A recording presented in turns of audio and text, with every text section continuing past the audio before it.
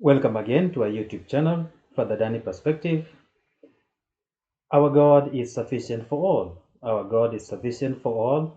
Today we shall continue with our discussion that we started yesterday on faith formation in the age gaps that we have, all between age 0 to 18. But yesterday we talked about 0 to 5.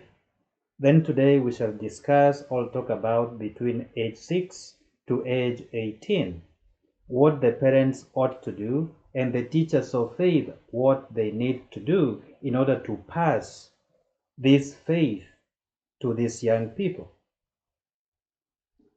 So today we shall begin by tackling first the age between 6 and 12. The age between 6 and 12, there is tremendous growth that happens. Tremendous growth that happens both physically, mentally, emotionally. There's tremendous growth between 6 and 12. Even in the life of Jesus, there was tremendous growth between this particular age. And at 12, we saw Jesus able to ask questions in the temple, the teachers of faith, the teachers of the law. He was questioning them and asking them questions, and even they wondered, how come this guy is asking so many questions just at 12? But today, as we consider between 6 and 12, we have to accept that at this age, there is tremendous growth that takes place. And these are critical moments where faith ought to be passed, or faith concepts, or ideals, or ideas of faith should be communicated to these young people in simple terms, simple and concrete terms. That we do not complicate things, we communicate these faith teachings in simple and concrete terms. And if there are any abstract concepts of faith, any abstract concept of faith ought to be transmitted to these young people of this particular age between 6 and 12 using the examples and experiences of their own. That we have to explain faith concepts that are abstract to this particular age using experiences of their own. That we have to use experiences that they can understand, that they can use to relate to the teachings of faith, to the concepts of faith that are abstract.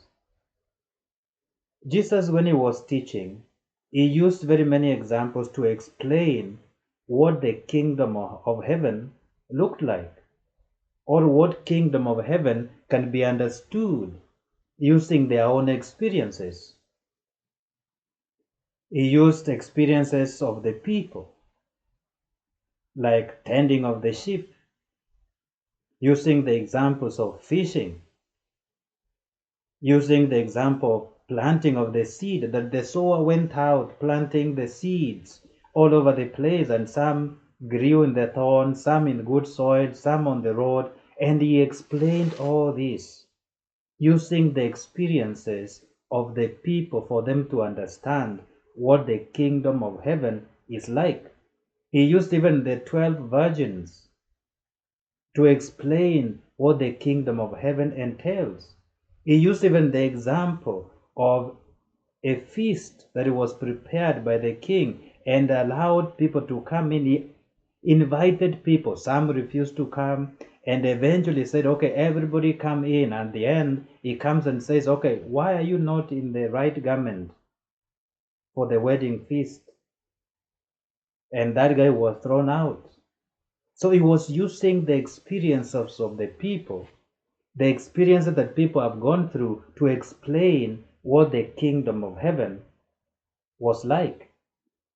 So in this age gap between 6 and 12, first we have to teach the faith in simple and concrete terms. Then, any abstract ideas about faith ought to be explained and illustrated to these young people using their own experiences. We have to know what experiences they are going through, what they are involved in, whether it's internet, social media, their friends of their group of friends, who they interact with, what they encounter in school, what they understand about issues. Use those experiences of their own lives to explain abstract ideas or concepts about faith.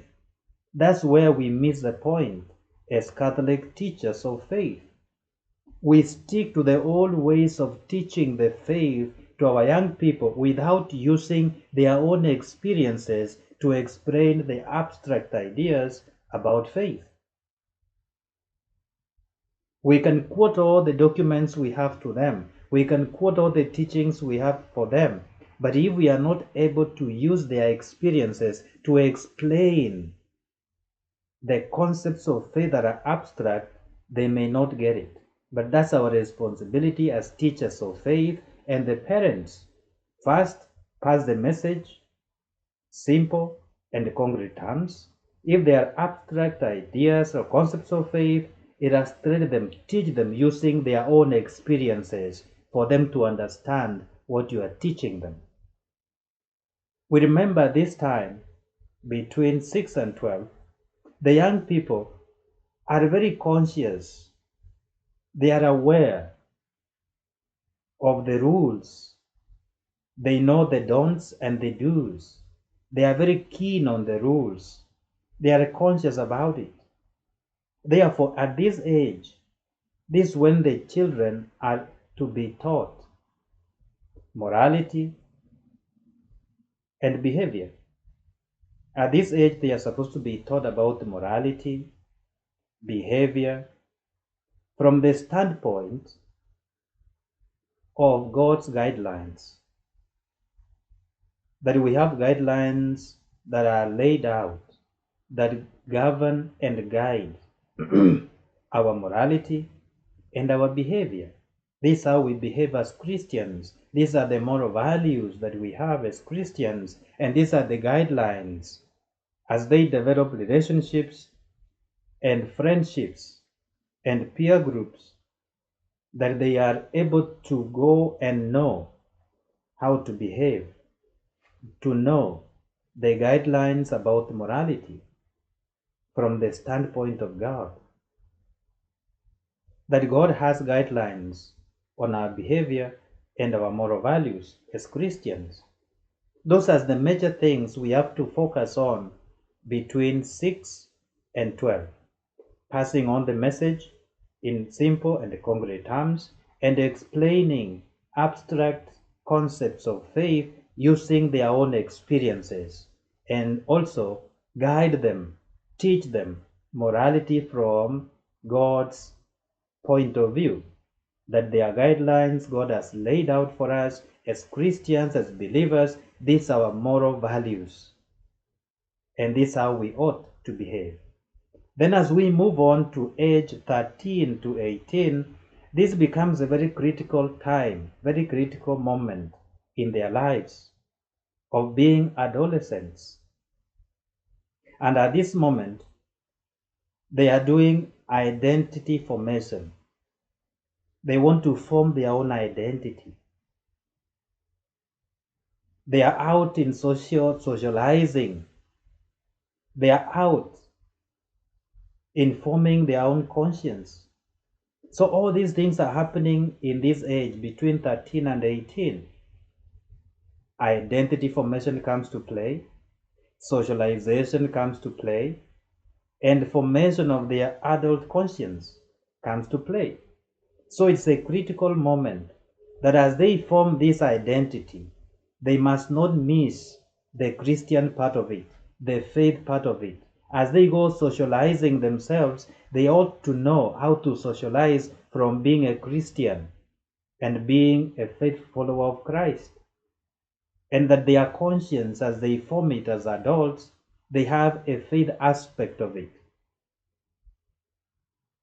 At this time, we know they go through physical, mental, and emotional changes. And they are always, or most of the time, self focused, as we saw yesterday from those young ones who are always about themselves. At this age, too, between 13 and 18, they self focus because they are forming their identity. They are doing socialization, they are forming their own conscience. So they want to develop an identity of their own, and therefore they are self focused. And this must be allowed to continue and to develop. They are doing what we call self discovery. They are discovering themselves. And as they discover themselves, even in terms of faith, they are rediscovering themselves and asking themselves, who am I? What do I believe in? What do I not believe in? What should I reject? What should I receive? And as parents and teachers of faith, we must be open. We must be open to these developments. Because at this moment, the teens, they are weighing the opportunities and the options that they have in all areas, what to openly take in and what to reject. They are weighing what can they make their own. At this moment is when they weigh the possibilities of making the faith of their parents their own faith. Either they appropriate the faith of their parents or they reject some aspect of it. Some aspects of the parents' faith may not be accepted by these young people because they want to choose that which will suit them, and that will not suit them, they leave it out. Therefore, it's a critical moment making choices. Should I appropriate my parents' faith, or should I vote my own way out, or should I strive to become something else? At this moment, we must allow them to ask questions, to ask us questions about faith, and we must be ready to accept their opinions without being defensive, to accept what they have to say about our faith without being defensive. Sometimes they may disagree with what we say, they may disagree with the parents' opinion of faith, but we have to be open to listen to what they are saying without being defensive. We must not be threatened by this process when they're asking questions, when they are disagreeing with what we are teaching. We must not be threatened, but be open to receive their opinion and the questioning of our faith, but be ready to explain without being defensive. And at this moment also, as we continue explaining the faith to them without being defensive whenever they ask questions and whenever they disagree with what we expect them to understand, we must also give them opportunities to serve the people in their own way, either in the church community. They can be able to serve, to bring the energy of being young, of being youthful, or being energetic. Observe and take in their energy in terms of faith. Maybe one wants to go to the choir, somebody wants to go and do ushering. Accept them and guide them in service of the people in various places, in various areas of our faith. Allow them to serve, to bring that energy, and through that they may learn more and even come to understand more the faith that they are practicing. At this moment, the parents and teachers of faith must be keen to guide the youth, these teens, to guide them when it comes to the issues that they are not experienced in. As adults, we may have a better experience of some things they are not experienced in. We better guide them with love. And most importantly, refrain from admonishing them in a harsh manner. Refrain from admonishing them in a harsh manner, but correct them with love and guide them properly. We cannot guide them properly by admonishing them in a harsh manner, but we can correct them in a loving way by guiding them in the proper way. You may have made a mistake here, but this is how it's done. Don't question, you are very stupid, you messed it up, I don't what. No, no, no. You may have committed some mistake here, but this is how we do it. Next time, do it this way. Guide them with love. Next time, when you ask such a question, don't respond like that. Respond like this. Guide them in the areas that you are experienced in, that they are not experienced. Because they have come in with energy and they want to serve the people, they may commit some mistakes here and there. Guide them with love, correct them with love, without admonishing them in a harsh manner. The most important thing we have to do at this particular age gap is listening to them. Open listening without being defensive. Open listening without being defensive. Better yet, encourage them to ask questions on the areas they do not understand about the faith. Encourage them to ask questions about faith, the areas which they do not understand. Encourage them to ask questions. Don't muzzle them. Don't intimidate them. Allow them to ask questions so that they may understand. Encourage them to ask questions. Listen to them. Do not be defensive. Just explain and let it be. Don't push it so hard on them. Explain, let it be. Let them continue asking questions. They will pick that which will benefit them in terms of faith. Lastly, but not the least, be an example to them. Be an example of faith to them. Be an example of faith to them. Teach them by example. Things like faithfulness, teach them by example. Things like being devout, teach them by example. Things like being prayerful, teach them by example. Things like being gentle, teach them by example. Things like being humble, teach them by the example. Being caring, teach them by the example. Be an example of faith to them.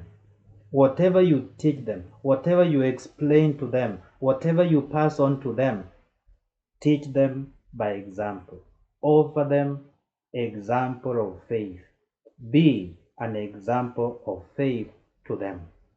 You ask them to be prayerful, let them learn from you. You teach them to be kind, let them learn from you.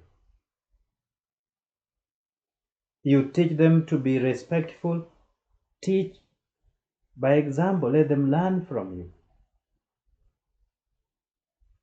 And be open to receive their open response. Be open to receive their open response, their honest reflection about what they think,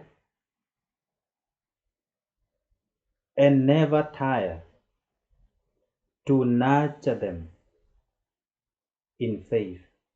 Never tire to nurture them in faith. Don't push anything. Teach them most importantly, by example.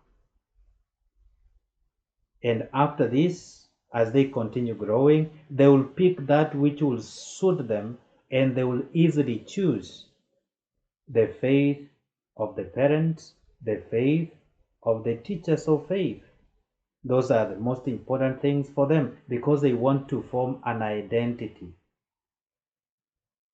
They want to form their own conscience. They are making a decision whether to take the faith of their parents or not.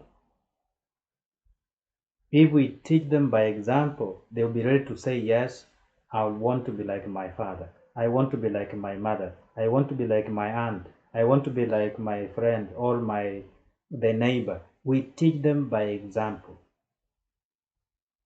Allow them to reflect freely in an honest way and nurture them in faith. May God bless you and always be an example to our teenagers. Be an example of faith. In the name of the Father, and of the Son, and of the Holy Spirit. Amen. God bless you and have a good evening.